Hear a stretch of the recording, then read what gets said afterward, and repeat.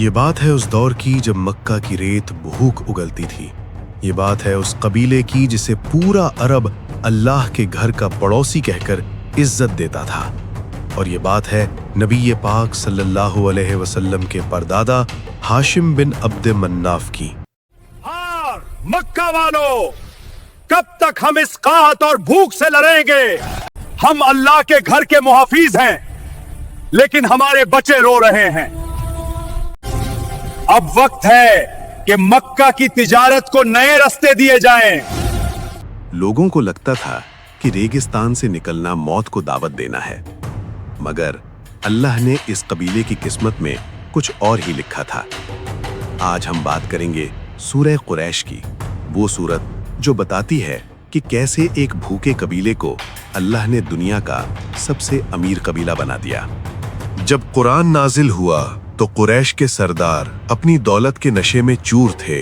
वो भूल गए थे कि एक वक्त वो भी था जब उनके पास खाने को कुछ न था।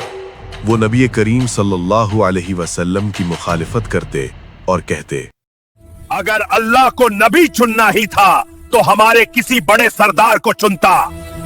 ये यतीम कैसे नबी हो सकता है?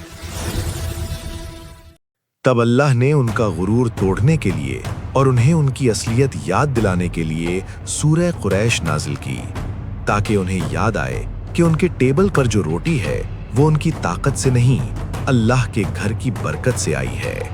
मक्का एक बंजर जगह थी, न खेती न पानी। हाशिम बिन अब्दुल मनाफ ने पहली बार 2 बड़े तिजारती सफर शुरू किए, रहलत शिताई व सईफ, सर्दियों में यमन का सफर और गर्मियों में सीरिया शाम का सफर। हमें डरना नहीं चाहिए, हमें कोई नहीं लूटेगा, क्योंकि हम काबा वाले हैं। पूरा अरब हमारी इज्जत करता है। यही वो इलाफ यानी सिक्योरिटी थी जिसका जिक्र अल्लाह ने इस सूरत में किया। डाकू और लुटेरे बड़े से बड़े काफिलों को लूट लेते, लेकिन जब कुरैश का काफिला गुजरता तो वो कहते, इन्हें मत छेड़ो, ये अल्लाह के घर के लोग हैं। आइए अब समझते हैं इस सूरा को सिनेमैटिक अंदाज में। लिइलाफि कुरैश, अल्लाह कहता है ताज्जुब है कुरैश पर, वो इतने आदी हो गए उन सफरों के कि वो देने वाले को ही भूल गए। इलाफिहिम रिहलतश्शिताई वस्सैफ, सर्दियों और गर्मियों के वो पुरसुकून सफर। कभी सोचा है कि वो रास्ते तुम्हारे लिए सलामत क्यों रहे? क्योंकि तुम्हारे पास अल्लाह का घर था।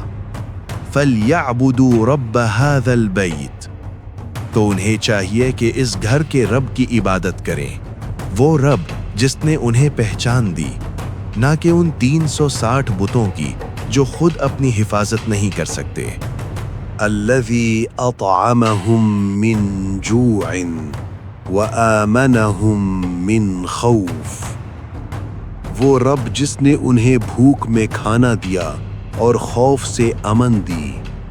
अल्लाह ने कुरैश को 7 चीज़ों से फजीलत दी जो उनसे पहले किसी को नहीं मिली। उनमें से एक ये कि अल्लाह ने उनके बारे में एक पूरी सूरत नाजिल की जिसमें किसी और का जिक्र नहीं। मशहूर मुफस्सिर इब्ने कसीर फरमाते हैं कि अगर कुरैश इस सूरत पर गौर करते तो वो कभी शिर्क न करते, क्योंकि उनकी पूरी मईशत सिर्फ अल्लाह के घर के सदक़े चल रही थी। दोस्तों, ये सूरत सिर्फ कुरैश के लिए नहीं थी, ये आज हमारे लिए भी एक आईना है। हम भी जब थोड़े पैसे कमा लेते हैं, अच्छी गाड़ी ले लेते हैं, तो नमाज भूल जाते हैं।